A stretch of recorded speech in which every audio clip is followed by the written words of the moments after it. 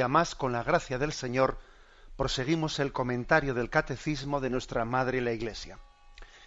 Habíamos comenzado la explicación de esta segunda sección de la primera parte del Catecismo, perdón por así liar tanto, pero es un poco para que los que siguen con el libro pues puedan tener también pues una pauta. Y esa parte, esa sección que habíamos comenzado, tiene como título La profesión de la fe cristiana, los símbolos de la fe. Aquí la palabra símbolos de la fe también tiene otra manera de ser expresada, que es más popular, los credos. Cómo se han formulado los credos, que también se llaman las profesiones de fe, o también los símbolos de la fe. Bueno, explicamos eso ayer y quedamos en el punto 189. Y continuamos a partir de ahí. La primera profesión de fe se hace en el bautismo. El símbolo de la fe es ante todo el símbolo bautismal, puesto que el bautismo es dado en el nombre del Padre y del Hijo y del Espíritu Santo. Las verdades de fe profesadas en el bautismo son articuladas según una referencia a las tres personas de la Santísima Trinidad. Digamos que el bautismo ha sido el lugar en el que han nacido los credos. Se empezaron a formular así. Muchas veces me habéis escuchado esa expresión latina que dice lex orandi, lex credendi, o sea que muchas veces eso que creemos, las formulaciones, pues digamos, racionales, teológicas, que la Iglesia ha ido elaborando para expresar su fe, han nacido no de la teoría, no, han nacido de la oración, han nacido de la liturgia. Y lógicamente la liturgia y la oración han nacido de la palabra de Dios. Pero es bonito, es importante caer en cuenta que aquello que creemos no ha sido pues una invención racional de alguien, sino que ha nacido de la vida de la Iglesia, de la oración de la Iglesia, de la celebración de la Iglesia. Los credos pues han nacido de la práctica de la Iglesia, en la que al bautizar, pues lógicamente aquel que se va a bautizar se le ha preguntado si cree, o sea, si se adhiere a eso que los cristianos creen.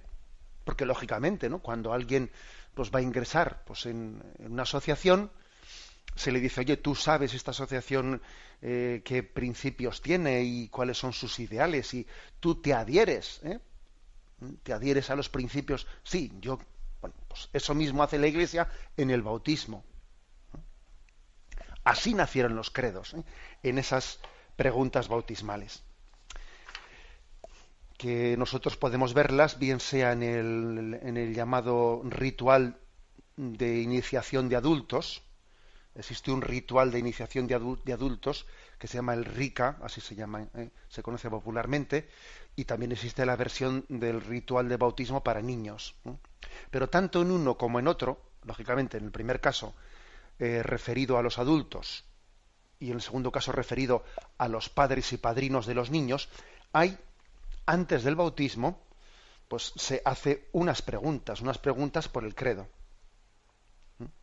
Lo que ocurre es que es curioso ver que antes de preguntar por el credo se hacen unas preguntas de renuncia.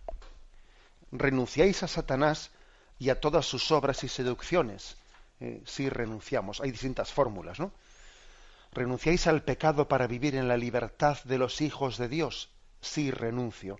¿Renunciáis a las seducciones del mal para que no domine en vosotros el pecado? Sí, renuncio.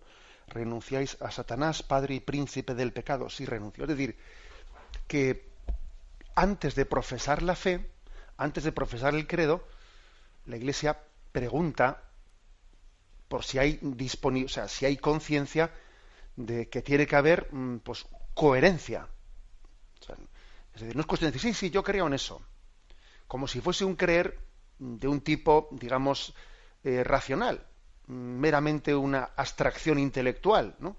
Sí, yo creo en eso. Sí, creo en eso al mismo tiempo que luego en mi vida tengo una serie de actitudes que no se conjugan para nada. No, esa no es la fe cristiana. La fe cristiana es una fe que impregna la vida, una fe que nos cambia, el principio de la actuación de la existencia, una fe que nos lleva a nacer de nuevo.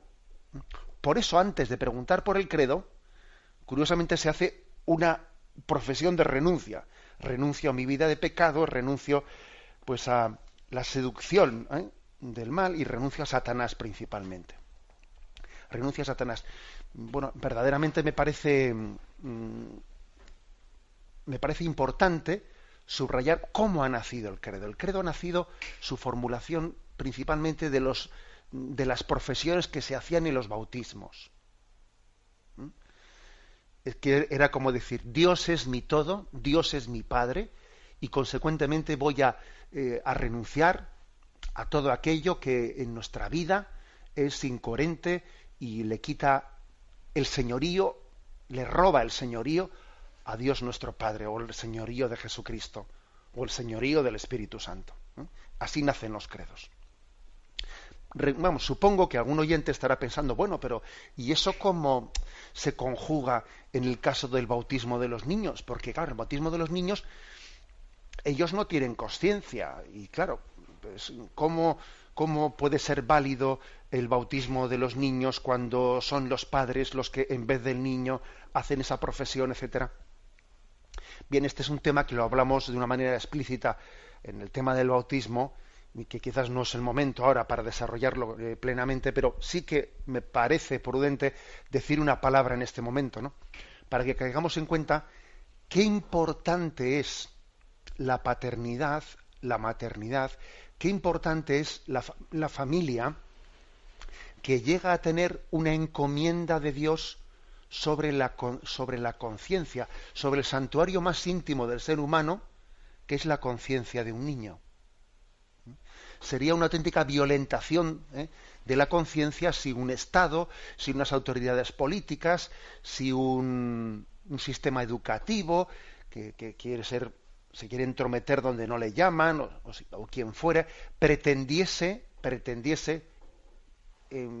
controlar la conciencia de un niño. Sería una intromisión, sería una violación.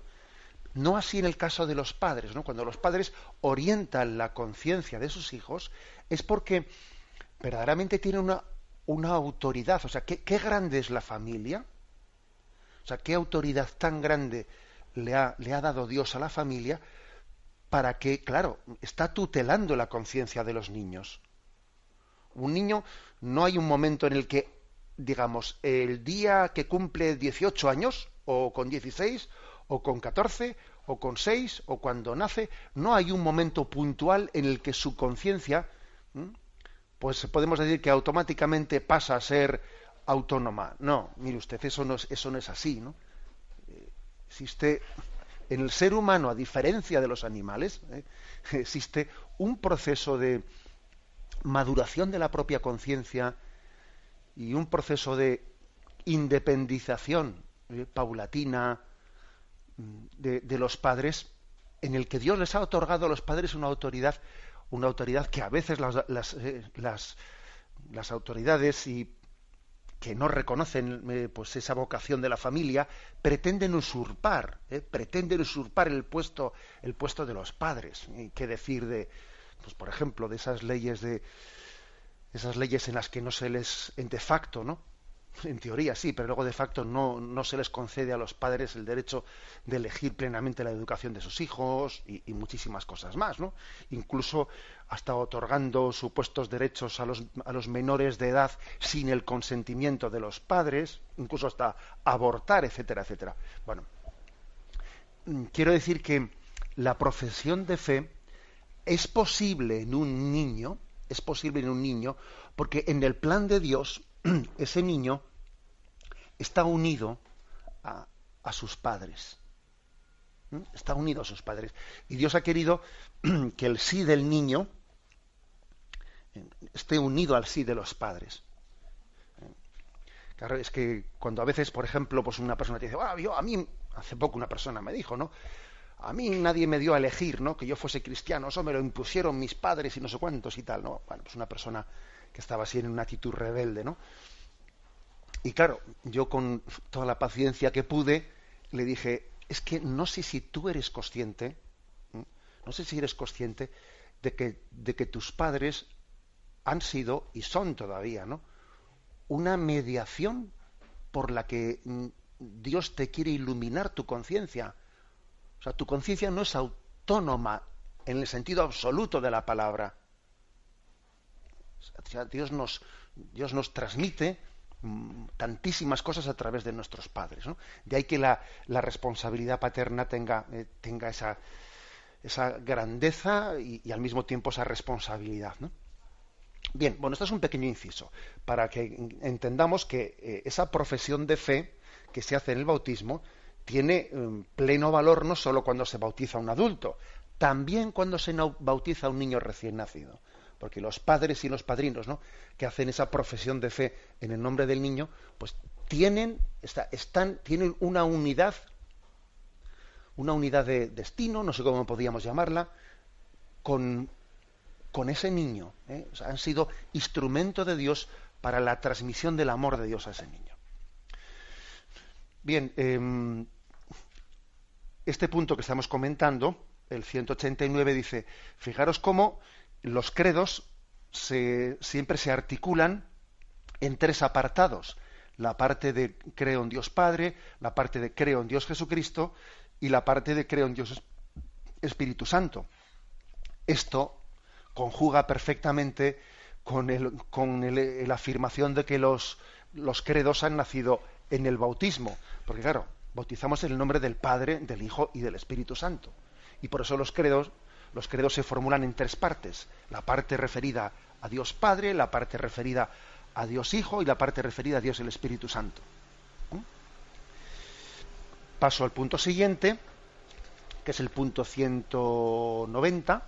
Dice: el símbolo se divide, por tanto, en tres partes. Primero habla de la primera persona divina y de la obra admirable de la creación. A continuación, de la segunda persona divina y del misterio de la redención de los hombres. Finalmente, de la tercera persona divina, fuente y principio de nuestra santificación.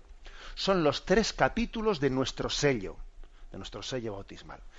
Bueno, la primera parte del credo o de los credos, o sea, porque ya dijimos, hoy lo vamos a hablar con más detalle, cómo hay distintas formulaciones, aunque dos son las principales: el llamado credo apostólico y el credo niceno, o también niceno-constantinopolitano, que son los dos credos, el que llamamos nosotros el corto y el largo, que solemos pues profesar en la liturgia dominical. Bueno, pues la primera parte, que habla del Padre, sobre todo habla del Padre como el creador. Que bien sabemos que la creación, aunque está especialmente atribuida al Padre, es una acción conjunta de las tres personas de la Santísima Trinidad, ¿eh? Porque también encontramos, de hecho, ¿no?, expresiones en la Sagrada Escritura en las que se habla de el Verbo, la segunda persona, por quien fue creado todo. Él también, o sea, todas las acciones a destra, hacia afuera de la Santísima Trinidad, están hechas conjuntamente por las tres personas: Padre, Hijo y Espíritu Santo. Se puede decir que el Padre es creador, que el Hijo es creador y que el Espíritu Santo es creador. Pero, sin embargo, por apropiación, se lo hemos atribuido especialmente al Padre. Pues digamos que la primera parte del credo es la que gira en torno al Dios creador. La segunda parte es la que gira en torno al Dios redentor, que se le atribuye especialmente a Jesucristo. El redentor, y especialmente se le atribuye a él pues por el hecho de que la redención tuvo lugar por medio de la vida de Jesucristo, por medio de la entrega de su vida, del sacrificio que él ofreció en la cruz por nosotros. Por su muerte y resurrección hemos sido redimidos y salvados. O sea, la segunda parte del credo es el Dios redentor. Y la tercera parte del credo es el Dios santificador. La venida del Espíritu Santo lleva a su término la obra de redención realizada por Jesucristo.